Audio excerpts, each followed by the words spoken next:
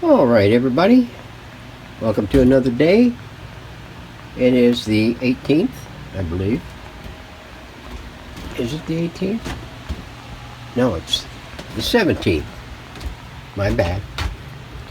17th of May, 2024. We're out in the shed, have been pretty much most part of the day.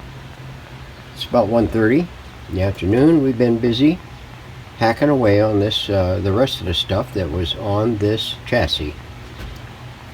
We got the E-cap can out of the hole and nipped off.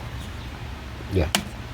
And then we got both first and second IFs off the chassis. And it was a good thing I decided to go ahead and yank these things off. I hadn't considered it at the beginning.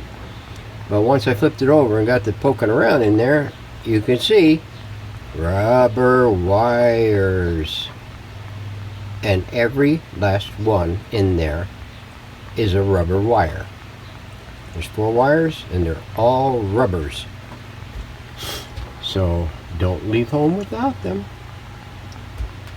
So what we're going to do is we're going to do the same thing that we did to the Silvertone. I believe we did that to the Silvertone. We're going to plug them wires in there and buff up the cans and get them all nice and spiffified and put them on the shelf along with the E-cap until we decide to do the put them back on after we do the finishes on the chassis. So we've got the cap, the clamshell, the top shell finished, and it's sitting somewhere. It's sitting somewhere. Oh, it's sitting on the back shelf there with the cabinet. So I picked out my picked out my cloth for the Silvertone, and the Silvertone is taking a sun bath. It has been all morning. We went over it with a 600 grit on a previous finish. We let it set for a few days, in case anybody was wondering. We let it sit for a few days to really cure up deep, and then we rubbed it with a 600 and buffed it off and everything, and shot it one more time this morning and put it out in the sun to bake it into the utter baked stuff on it. So we're going to go out there and grab it, bring it in, so let it cool down, and then we'll consider finalizing the gathering of all the parts and everything to put that cabinet back together. So what we're going to do now, and I don't think I'm not going to video the changeover of that. I did video the Silvertone, I believe, and you can see that one, the previous playlist to this, and see what I did with that one, and this is going to be no different. They did use red and blue on the primary, but they used a kind of a white, maybe it might be yellow, and brown on the secondary. So I'm going to change it over to a green and black.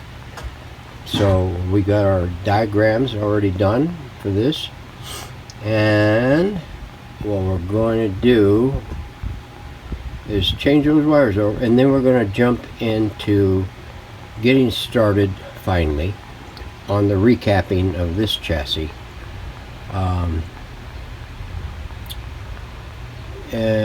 With a break off of of gathering up the parts for the Silvertone cabinet. So hang on, we're going to have more of this fun later. All right, everyone, another day has gone by. Today is Saturday, the 18th. Finally, I had to go look. I had to look at my calendar. Since the last video segment, which was I think yesterday sometime, we got messing around with quite a few things. Had to get this prepped for finish, but I first wanted to get the caps done, so I wouldn't have to be flipping it back and forth, back and forth, back and forth. And these cans we managed to get done yesterday. We got the cans buffed up today, and so they're going to be ready for prime time. We're going to be putting them on tomorrow, I think. It's about 6:45 in the evening, Saturday. Yeah, we'll probably get those tomorrow. Put them on and get them soldered in. We'll snake those blues wires through the springs and see if we can get them through there. Everything we did clean up the tone control and the wafer switch for the band selection. Got the E-caps and terminal board in, terminal strip. The resistors, the reason why there's so many of them there, there's supposed to be two 1200 ohm half-watt resistors between these three electrolytics. I didn't have any of that value that were reasonable size, or maybe even any size. So I went with these, which gave me about 1150 ohms between them. So I double up on those and get them in. I got the 40-20-20, which worked out 47-22-22. All the other caps, regular caps, are changed out. That one there, that one there, that one there. This one. I notice you're getting black caps now. I'm not sure why that is. They must come from somewhere in Asia, I guess. I'm not sure. I haven't checked. Notice, if you will, all them cotton peaking resistors that are replaced.